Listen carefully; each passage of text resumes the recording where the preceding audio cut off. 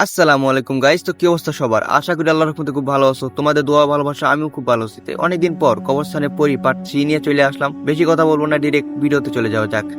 এরপরে অনেক আকুতি মিনতি করার পর আমি রাজি হই রক্ত দেওয়ার জন্য। যেই ভাবনা সেই কাজ। সেই বিশাল সাপটির সামনে শুয়ে পড়ি রক্ত দেওয়ার জন্য। আর সেই সাপটি আস্তে করে একটি ছোবল দিয়ে আমার শরীর থেকে অর্ধেক রক্ত নিয়ে নেয়। রক্ত নেওয়ার শেষে সাপটি বলে ওঠে, তোমার রক্ত নেওয়া হয়েছে, তুমি এখন উঠতে পারো। কথাটি শুনে আমি উঠতে যাব, এমন মুহূর্তে আমি উঠতে পারি না, কারণ শরীর থেকে অর্ধেক রক্ত নেওয়ার কারণে শরীর বেশ দুর্বল হয়ে গেছে। তখন সে মাথা কাটা লাশটি আমাকে উঠতে দাঁড়াতে সাহায্য করে। যা দেখে আমি অবাক হয়ে যাই, কারণ যে ব্যক্তি একটু আগে কত খারাপ আচরণ করলো সে আমাকে উঠতে দাঁড়াতে সাহায্য করতেছে। নিশ্চয়ই কোনো কারণ আছে। এরপর আমি বললাম, আমাকে ছেড়ে দাও, আমি ঠিক আছি। তখন সে মাথা কাটা লাশটা বলল, কতটা ঠিক আছো তা বুঝতে পারছি। তখন আমি বললাম, এই তোমার কণ্ঠের মেয়ে মানুষের মতো হলো কিভাবে? একটু আগে তো ছেলেদের কণ্ঠে কথা বলতেছিলে। আরে পাগল, আমি আমার আসল রূপে আসতেছি। মানে সব খুলে বলো তোমাকে একটু পরে। একটু পরে না, তুমি এই মুহূর্তে বলো তোমার আসল কাহিনী কি, আমি এখনই শুনতে চাই। তখন বলতেছে, আচ্ছা ঠিক আছে বলতেছি। আমার নাম হচ্ছে ইদিকা। আমি একটি অভিশাপের কারণে আজ থেকে 600 বছর আগে এমন হয়ে গেছি। সেই অভিশাপ থেকে মুক্ত হলাম আজমাত্র শুধু তোমার কারণে।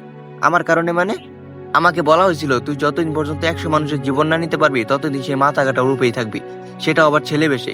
অভিশাপটি শুনে একটু হেসেছিলাম, কারণ 100টি মানুষ মারা আমার হাতের খেলনার মতো। তখনই তিনি বলে উঠলেন, 99টি মানুষকে মেরে ফেলার পর যে 100 নম্বর মানুষটিকে মারতে হবে তাকে অবশ্যই সাহসী হতে হবে। এরপর আমি 99টি মানুষকে হত্যা করি, তার রক্ত সেবন করি, কিন্তু 100 নম্বর মানুষটি কোনোভাবে সাহসী হচ্ছিল না। তাই কষ্টে দিনকাল কাটছিল, আশা ছেড়েই দিয়েছিলাম, কিন্তু কোন এক কারণে তোমার সঙ্গে দেখা হলো। সেই কাঙ্ক্ষিত সাহসী মানুষটি হচ্ছে তুমি। বুঝতে পারছি তোমার আসল কাহিনী। প্লিজ এখন আমাকে শিমুল ফুলটি ছিঁড়তে দাও, নাইলে অনেক মানুষকে বাঁচাতে পারবো না। কেন?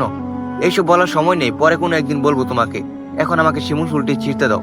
আমার কথা মতো সেই মাথা কাটা লাশটি গাছ থেকে একটি শিমুল ফুল ছিঁড়ে নিয়ে আসে। আর সঙ্গে সঙ্গে সেই মাথা কাটা লাশটি তার আসল রূপে চলে আসে, যা দেখে আমি আকাশ থেকে মাটিতে পড়ার মতো। কারণ এত সুন্দর মেয়ে আমি আগে কখনো নিজের চোখে দেখিনি। যে কোনো পুরুষ তাকে একবার দেখলে প্রেমে পড়ে যাবে। তো ফুলটি ছিঁড়ে নিয়ে আসে যেই না আমাকে দিতে যাবে, এমন মুহূর্তে সুন্দরী ইদিকা বলে ওঠে, আশিক আমি তোমাকে বিয়ে করতে চাই। শিমুল ফুলটি ছিঁড়া মাত্র ইদিকা এই কথা বলবে আমি ভাবতেই পারিনি। তখন আমি বললাম, আশ্চর্য ব্যাপার, তুমি আমাকে বিয়ে করবে মানে? কি বলো বাজে কথা? বাজে কথা না, তোমার মতো সাহসী পুরুষ আমার জীবনে খুব প্রয়োজন। এসব কথা বাদ দাও, তোমার মতো মাথা কাটা ব্যক্তিকে আমি কখনই বিয়ে করতে পারবো না। এছাড়াও আমার বউ আছে। ইদিকা হাসি দেয়। আমি কই, হাসো কেন? এটা কি আমি হাসির কথা বলছি নাকি? ইদিকা বলে, ওটা তোমার বউ না, ওটা হচ্ছে কবরস্থানের পরী, যাকে তুমি নিজের বউ ভেবে রেখেছো। ইদিকার কথা শুনে আমি চমকে গেলাম, কারণ এসব ইদিকা জানলো কিভাবে? তখন আমি জিজ্ঞেস করি, আচ্ছা ইদিকা, তুমি কিভাবে জানলে সে কবরস্থানে পরী? আমাকে সবটা খুলে বলো না দয়া করে। আমার কথা শুনে তুমি কিছুই বিশ্বাস করবে না, তাই কিছুই বলতেছি না। না, তোমাকে বলতে হবে, এটা আমার অনুরোধ। তখন ইদিকা বলল, শুনো, আমি কিন্তু পরীদের রানী ছিলাম এক সময়, কিন্তু আমার ভুল এবং অহংকারের কারণে সব হারিয়েছি। কি, তুমি পরীদের রানী ছিলে নাকি মিথ্যা কথা বলতেছো? এর জন্যই তো বলছিলাম তুমি বিশ্বাস করবে না, তাই বলতে চাইনি। আচ্ছা আচ্ছা বলো, তুমি 9টি কবরস্থান থেকে শিমুল ফুল সংগ্রহ করতে এসেছো তাই না? হ্যাঁ, কিন্তু তোমাকে কে বললো? আমি সব জানি, তুমি নলকূপের চোখগুলোকে বাঁচানোর জন্য এসেছো। তারপরে সেই খারাপ পরীর বাবা তোমাকে সব বলছে, তাই না? তুমি কিবা জানো এসব কিছু? তুমি কি জানো এসব তাদের প্ল্যান? তোমার তারা তাদের কাজ সহজ করে নিচ্ছে। মানে?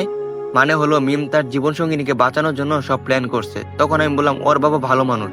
তখন ইদিকা বললো, ওর বাবা ভালো মানুষ সাজার অভিনয় করতেছে। সেই নলকূপের চোখগুলো তোমাকে হিপনোটাইজ করছে, কিন্তু তুমি বুঝতে পারতেছো না। তোমার মনে হচ্ছে এই চোখগুলো তোমাকে সাহায্য চাচ্ছে, তাই না? অবশ্যই। তখন ইদিকা বললো, এটা তোমার ভুল ধারণা, ওরা তোমাকে ব্যবহার করতেছে। জানি তুমি বিশ্বাস করবে না, তুমি চাইলে একটা কাজ করতে পারো। কি কাজ? তোমার বউ বর্তমানে মিম বাসায় আছে তাই না? হ্যাঁ, তুমি এই শিমুল ফুলটি বাসায় নিয়ে যাবে এবং মিমের সামনে নষ্ট করে ফেলবে। তাহলেই দেখতে পারবে তার আসল কাহিনী। চিন্তা করিও না, আমি তোমার সঙ্গে থাকবো সবসময় সাপোর্ট দেওয়ার জন্য। তখন আমি বললাম, এইসব কাহিনী তোমার নাকি মিম? আমি তো কিছু বুঝতেছি না। হ্যাঁ জানতাম, বিশ্বাস করবে না। ঠিক আছে, তোমার যা ইচ্ছা তাই করো। তখন আমি বললাম, আমি এতটাই পাগল না যে শিমুল ফুলটা পেয়ে সেটা আবার নষ্ট করব। এই শিমুল ফুলের কারণে আমার শরীর থেকে অর্ধেক রক্ত নেওয়া হয়েছে, আর এই শিমুল ফুলটা আমি কখনোই নষ্ট করব না। তখন ইদিকা বলল, তুমি বড় ভুল করতে যাইতেছো, যার ভুলের মাসুল তোমাকে দিতে হবে। শুনো ইদিকা, তোমার সঙ্গে এত কথা বলতে পারবো না। তুমি যতই চেষ্টা করো না কেন, আমার কথায় কখনো লড়চড় হবে না। এর চেয়ে ভালো হয় তুমি তোমার রাস্তায় যাও। তখন ইদিকা বলে, তুমি যখন বুঝতেই পারতেছো না তাহলে আর কি করার? তখন আমি বললাম, হ্যাঁ, তুমি আমার চোখের সামনে থেকে চলে যাও, এটাই ভালো হবে। তখন ইদিকা বলে, শুনো, আমি তোমাকে বিয়ে করে ঘর বাড়তে চাই, দয়া করে আমাকে গ্রহণ করো। এসব বাজে কথা আমি শুনতে চাই না, আল্লাহ হাফেজ। কথাটি বলে আমি শিমুল ফুলটি নিয়ে সোজা বাসার দিকে রওনা দেই। প্রায় 30 মিনিট পর আমি বাসার সামনে চলে আসি। মোবাইলটা বের করে দেখি রাত 3টা বাজে, কিন্তু এখনো আমার ঘরের বাতি জ্বলতেছে। তাই কৌতূহল হয়ে ঘরে প্রবেশ করতে দেখি মিম দরজার সামনে বলে উঠলো, কোথায় ছিলে এত রাত পর্যন্ত? আমি তোমার জন্য সন্ধ্যা থেকে অপেক্ষা করতেছি, কোথায় ছিলে? তখন আমি বললাম, আমি একটু বাইরে ছিলাম। তখন মিম বলতেছে, আচ্ছা এইসব কথা বাদ দাও, আগে বলো ব্যাগের ভেতর কি আনছো? আরে তেমন কিছু না, একটা শিমুল ফুল আনছি। কি শিমুল ফুল? এই ফুল আমার অনেক পছন্দ, দাও না আমাকে ফুলটা, আমি যত্ন করে রেখে দেই। আরে না, এই ফুলের কোনো গন্ধ নেই, তুমি এই ফুল নিও না, আমি তোমার জন্য একটি গোলাপ ফুল নিয়ে আসবো। এভাবে এক কথা দুই কথা মিম যে জোর করে ফুলটা নিতে যাবে এমন মুহূর্তে ফুলটা দুভাগে ভাগ হয়ে যায়। এটা দেখে মিম এতটাই রাগান্বিত হয়, মিম আমাকে একটি থাপ্পড় মেরে দেয় আর বলতে থাকে এটা আমার অনেক পছন্দের ফুল। তখন দিতে বলছি ফুলটা দিতে, আমি থাপ্পড় খাওয়ার পর বুঝতে পারি ইদিকা তাহলে সত্যি কথাই বলছিল।